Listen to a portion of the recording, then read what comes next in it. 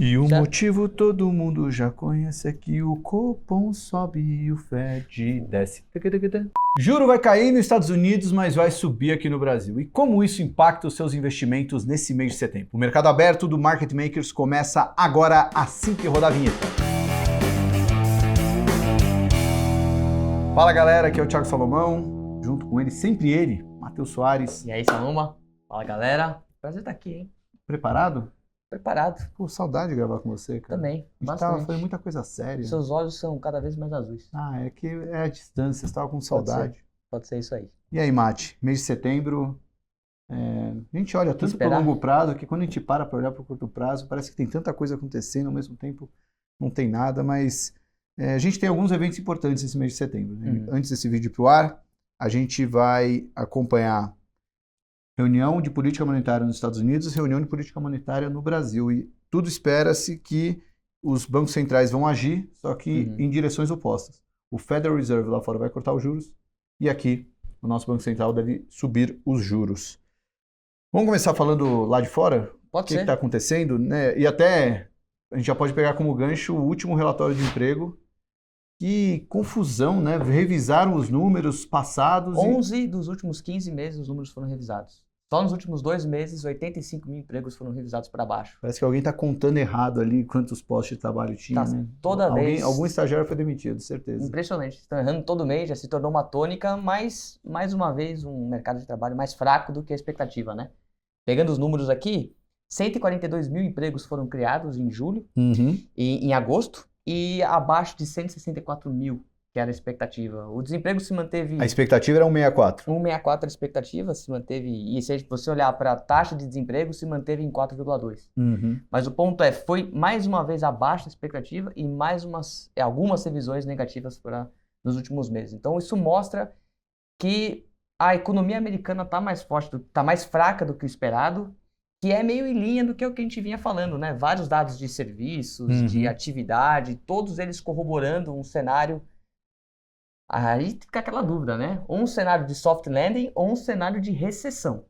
Vamos então pontuar isso, né? O mercado estava trabalhando até agora com dados de emprego piores, né? Menos geração de emprego, como algo positivo, porque o Banco Central americano ia cortar mais os juros. Positivo para a Bolsa, né? Então, juros mais baixos é bom para ativos de risco no mundo todo. O problema é se esse corte de juros tiver que vir para salvar a economia de uma recessão. Exato.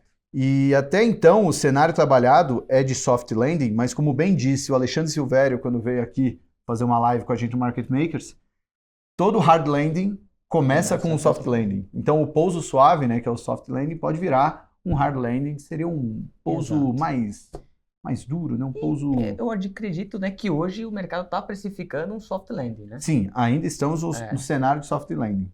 Porque um hard landing, né, um pouso forçado, né, seria ali o Fed cortando juros em 50 pontos base na próxima reunião. O mercado ainda precifica 25 pontos, mas caso a economia vá muito mais... Acho que isso também é um ponto, né? Porque se o Fed vai lá e corta 50 pontos base... Você fica até em dúvida se isso é bom ou ruim. Juro para baixo é bom, mas se ele corta 50 pontos base, isso pode significar que a economia lá na visão do Fed, que é a instituição que mais consegue enxergar a economia no detalhe, está vendo algo muito pior do que os investidores. Então, é aquele ponto, né? Se corta 50, talvez seja até pior do que cortar 25. Mas do jeito que a economia está, vem dando cada vez mais sinais de que está fraco. E a inflação lá está muito controlada também, né? Que isso é um ponto. A inflação...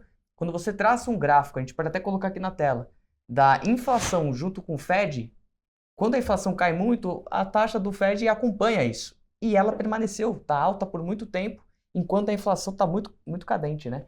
Então, acho que existe uma expectativa relevante aí desse juro começar a cair. E a gente não é trader macro, mas duas informações que acho que valem a pena serem compartilhadas com quem está vendo esse vídeo. A primeira foi o Zé Rocha que apresentou para a gente no nosso evento que a gente fez para os membros do M3 Club, na Imersão Investidor Profissional. Ele trouxe uma estatística sobre o S&P 500 e o CPI, né, que é o Índice de Inflação ao Consumidor Americano, o comportamento do S&P 500 quando o CPI está acima de 4% e abaixo de 4%. se eu não me engano, ele pega desde 1914, né? Pega um dado muito antigo, mas no acumulado, o S&P 500, em períodos em que a inflação estava abaixo de 4%, ele acumulou ganhos de 150.000% nesse período. Agora, quando a inflação está acima de 4%, o S&P ele caiu no acumulado cerca de 60%. É um dado interessante para trazer porque a inflação, como o Mate falou, está bem controlada. Então, a gente pode ter ali um indício histórico de como seria o comportamento do mercado caso a inflação continue não sendo um problema. Por outro lado, o grande ponto é se vamos ter um soft landing ou um hard landing, porque sempre que o Fed começa um ciclo de corte de juros muito forte, a reação do S&P costuma ser negativa, quando você está diante de um cenário de recessão. Então, a gente tem que monitorar bem qual vai ser o motivo pelo qual o Fed vai cortar os juros. Como velho investors que somos, investidores de longo prazo, focados em ações, eu acho que mais importante do que adivinhar se o corte vai ser de 25 ou de 50 pontos, é entender qual vai ser a direção dos juros. Lá fora, está meio que dado que a direção é para baixo. Não sei se vai parar nos 2, 2,5, 3, 3,5, mas o fato é que a gente não vai ficar nesses patamares de juro mais alto. Então, tem esse primeiro indício e o segundo indício é por quais motivos que o Fed vai fazer essa redução de juros. A gente tem que ficar bem ligado nisso. E só um ponto a mais, né? Resultados corporativos lá fora foram bons, né? As empresas estão em um nível saudável, não estamos naquela sensação de é uma bolha que está prestes a estourar. Então também tem uma justificativa para a valorização das ações, não é simplesmente estímulo. Aliás, a gente até aprendeu um termo novo hoje, né? Da poupança circunstancial. A poupança circunstancial. A gente acabou de sair de um evento que o Bruno Coutinho da Mar, ele fez uma apresentação, um grande gestor macro, um abraço para ele.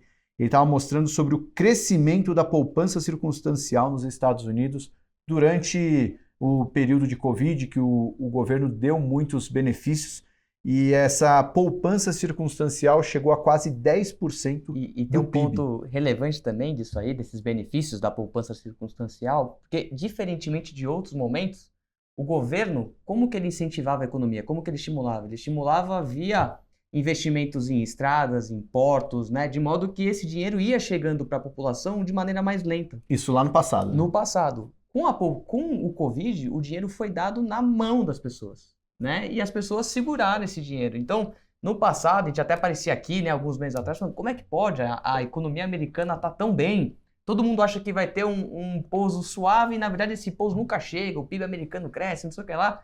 Por quê? Porque essa poupança circunstancial que chegou a ser 9% do PIB, quase 10% lá atrás, 2021, hoje está na faixa de 1,5%. Exato. Então ela foi sendo consumida, né? Então talvez a economia americana tenha demorado, né? A recessão ou a desaceleração tenha demorado para vir por conta dessa poupança circunstancial que ele falou. E até a frase que ele usou, bem legal para resumir o cenário dele, que a novidade é a normalidade, ou a normalidade é a novidade, né? Os Estados Unidos talvez esteja voltando para o seu normal. Não, uma economia que não vai viver sob estímulos como teve ao longo da Covid.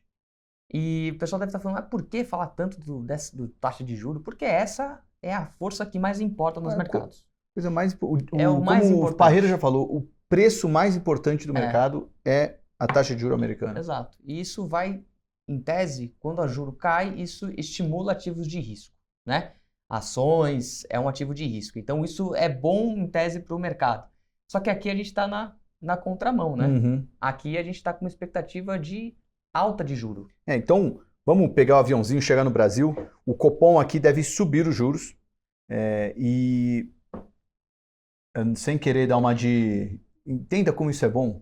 Mas, de fato, é uma notícia que a gente pode enxergar de uma maneira positiva, pensando que primeiro, essa alta de juros tem um quê de busca de credibilidade, que talvez o Banco Central seja a grande dúvida de como vai ser o Banco Central de Gabriel Galípolo, que deve ser o presidente do Banco Central assim que o Roberto Campos Neto sair.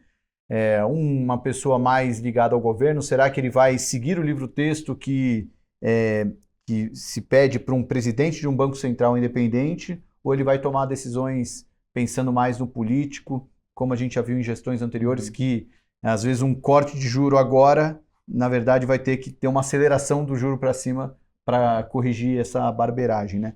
Então, se o juro subir agora, pode ser um sinal de credibilidade. Pode confiar na gente que seremos técnicos. Pois é, eu tenho um pouco de receio quanto a isso, porque a nossa inflação está indo muito bem aqui também, né?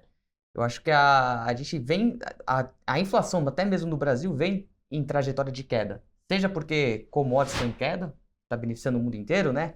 Minério de ferro bateu $90, petróleo está indo para casa ali de $70, o Brent, e até mesmo commodities agrícolas.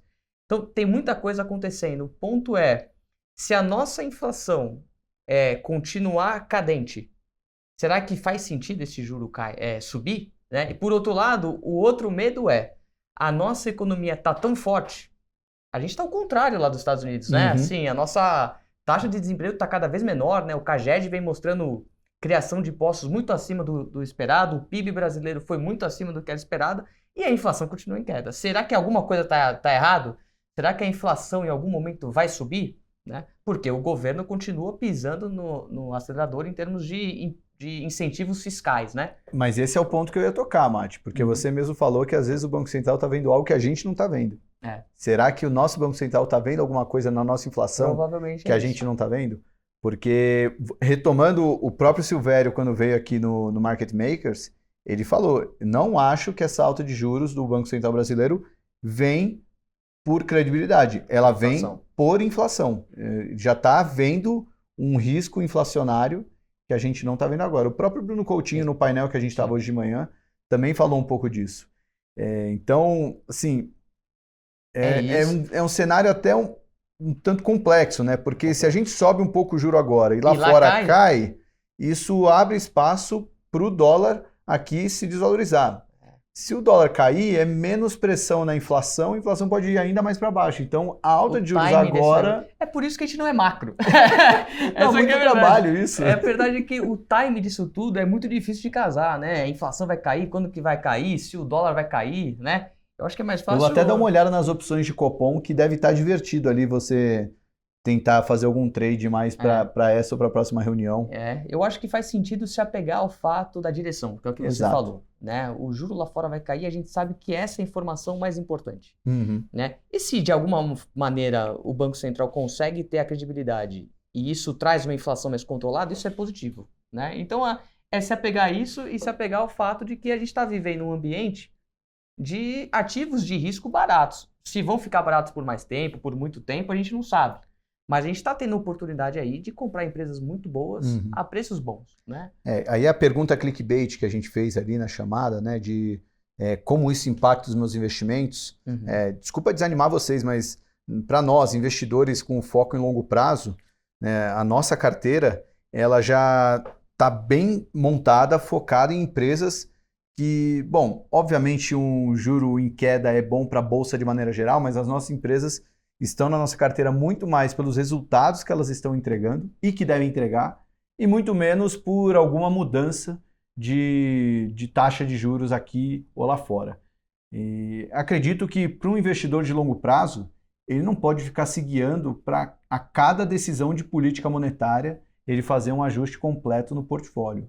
Sei lá, eu acho isso um tanto improdutivo, né? Tanto no lado de custo de você ficar mexendo, como até o desgaste de tempo, né? Você podia estar fazendo alguma outra coisa ao invés de ficar lá tradando qual vai ser a decisão do Copom ou do Fed. As empresas não mudam de um mês, né, de em 30 dias. As empresas são... Eu acredito que os CEOs das empresas que a gente investe não vão estar acompanhando lá a reunião do Copom para decidir se como é que vai ser o plano de negócio no que vem. Então tem que ter uma visão de longo prazo, né? Acho que tem muita gente que foca no curto prazo e consegue ganhar dinheiro assim, tudo bem, né? A gente aqui, pelo menos, a gente sabe que esse não é o jogo que a gente quer jogar. A gente quer jogar um jogo de longo prazo, no qual o mais importante é saber o resultado das empresas, né? Se o lucro das empresas crescer, se a receita for subir, isso vai ser bom para elas. Tá, mas também para não deixar tão sem resposta sobre como isso afeta os investimentos, menos os eventos e mais o que aconteceu com a nossa carteira. Né? Nos últimos 2 meses, a gente teve uma performance positiva aí nos nossos investimentos.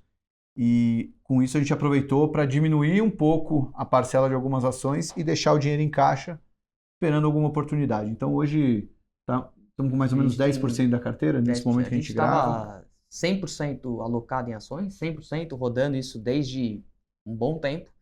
Algumas ações andaram muito fortemente nas últimas semanas, a gente preferiu a margem de segurança diminuir um pouquinho, então a gente fez um pouquinho de caixa. Até porque com a Selic como está, Também o carrego acaba sendo bom ali, né? Mas já queremos usar logo esse caixa. É isso. Bom, então é desse jeito que a gente termina o Mercado Aberto desse mês de setembro. Em outubro a gente volta para saber como ficou essa diferença de juros de lá fora. Estados Unidos e Brasil. O tal do diferencial de juros. E tem que acordar o Billy Joe também, né? Que quando setembro acaba, é isso tem aí. que acordar ele. Inclusive, provavelmente estaremos falando de eleições americanas lá, hein? Olha lá, que delícia. É isso. Valeu demais, Tamo Mate. junto. Valeu, galera.